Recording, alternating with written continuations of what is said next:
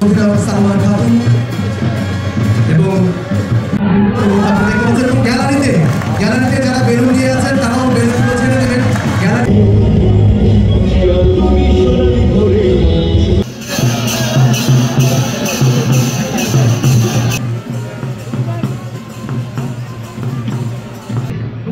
অনুষ্ঠানে রয়েছেন অসংখ্য মানুষ, ভালো লাগার মানুষ। বাংলাদেশ ক্রিকেটের প্রথম সেঞ্চুরিয়ান মেহরাব হোসেন অপি এবং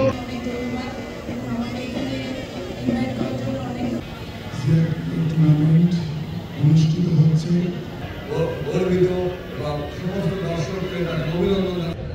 এবং সম্পন্ন করার জন্য আপনার চেষ্টা চালিয়ে যাচ্ছে আমাদের বিএনপি ক্রীড়া সম্পাদক, এই অনুষ্ঠানের প্রান্তীয় নেতা জনাব আমিনুল হোসেন আমিন।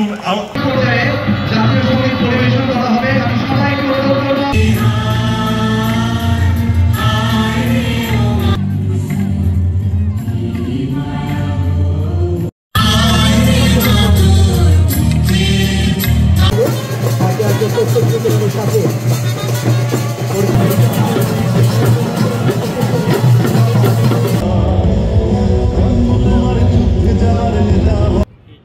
It is the call. Tell. And it's tell.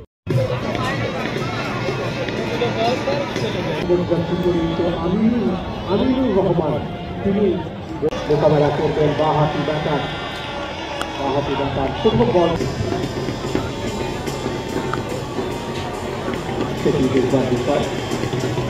বাংলাদেশে আর কখনো ক্রীড়াঙ্গনে দলীয়করণ করব, আমরা রাজনীতিকরণ করব।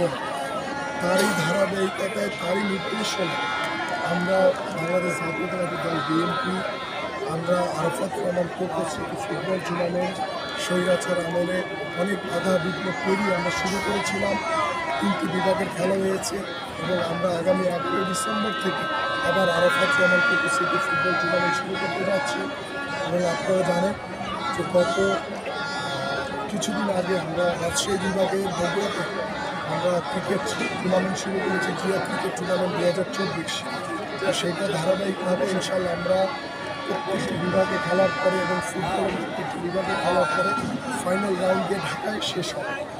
ঢাকায় শেষ যখন হবে তখন গিয়ে আমরা ফাইনাল রাউন্ডের মাধ্যমে বাংলাদেশে এই কয়েক মাসে যারা খেলবে তাদেরকে কীভাবে ভবিষ্যতে সারা বছর মাঠে রাখা যায় এবং পরবর্তীতে আমাদের প্রিয় নেতৃত্বের সাথে খালেদা জিয়ার নামে আমরা ফুটবল, মেয়েদের ফুটবল কিংবা মেয়েদের ক্রিকেট শুরু করবো। আমার ছেলে জায়গাটা প্রস্তুত। আমি আমার থেকে জানাচ্ছি আপনারা সকাল থেকে কষ্ট করে আজকের এই অনুষ্ঠান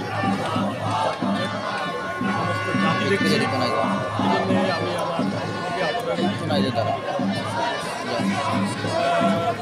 আপনারা জানেন যে ক্রীড়াঙ্গনে একটা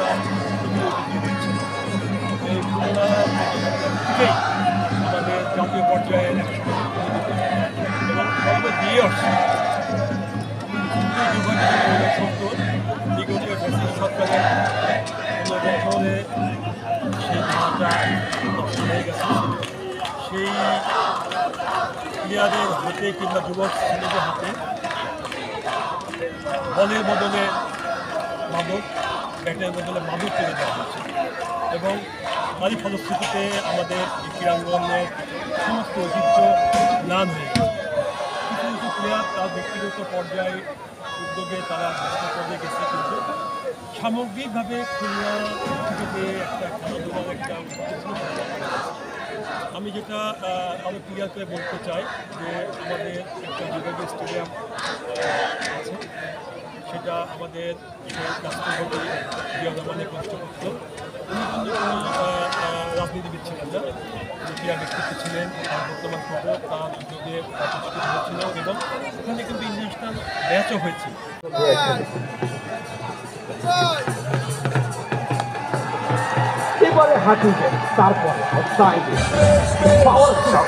মেম্বার সেক্রেটারি হিসেবে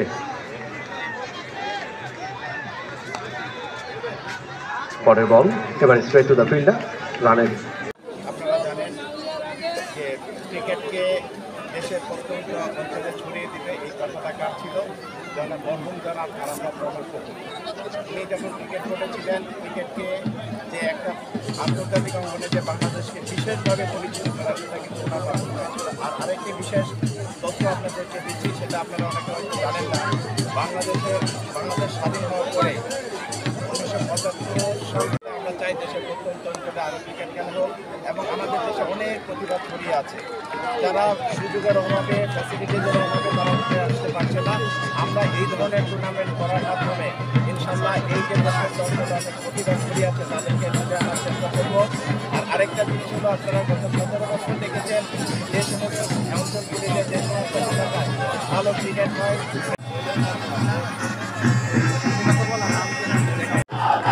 আমিনুল হকের মতো মানুষরা সেখানে ছিলেন। উদ্বোধন ঘোষণা করেছেন জমিন দর্শন উড়িয়ে, পায়রা উড়িয়ে, দারুণ একটা আয়োজন। এবং এই ধরনের আয়োজন হলে ক্রিকেটাররা তালুকে দিয়েই ভো দৌড় দলের অন্যান্য ফিল্ডারদের সাথে বোলারদের উইকেট লস না হয়, তারা যদি উইকেট লুজ না করে ফেলেন, দর্শকদের আপনারা দেখতে পাচ্ছেন এবং নারী দর্শকদেরও দেখতে পাচ্ছেন আপনারা। তাদের অনেকেই অভিভাবক